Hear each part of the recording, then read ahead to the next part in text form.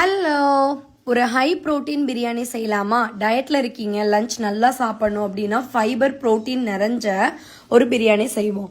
குக்கரில் மசாலா ஐட்டம்ஸ் எல்லாமே சேர்த்துக்கோங்க.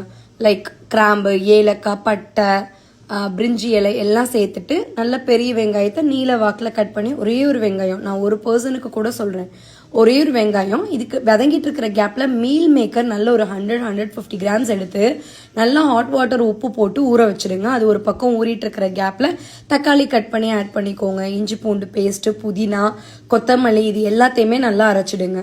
நான் இன்னைக்கு பிரேக்ஃபாஸ்ட்டுக்கு எப்போதுமே ஜிம் முடிச்சுட்டு ப்ரோட்டீன் பவுடர் எடுத்துப்பேன்ல, அது எடுத்துகிட்டு இருக்கும்போது மயில் அழகாக இருந்தது, அதை தான் நீங்கள் பார்த்தீங்க.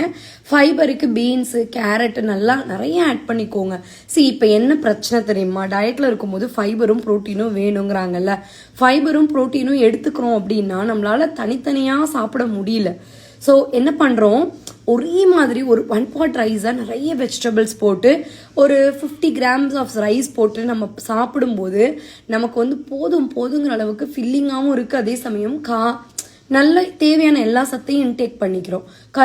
கொத்தமல்லி தழை, பிரிஞ்சி, புதினா எல்லாத்தையும் அரைச்சி ஆட் பண்ணிவிட்டு வெஜிடபிள் சேர்த்துட்டு கொஞ்சம் மிளகாத்தூள், கரம் மசாலாத்தூள், மல்லித்தூள் சேர்த்து உப்பு சேர்த்து 50 கிராம் ரைஸ் போட்டு 3 விசில் விட்டு எடுத்தீங்கன்னா தயிர் பச்சடியோட செம்ம டேஸ்டாக ரெடி.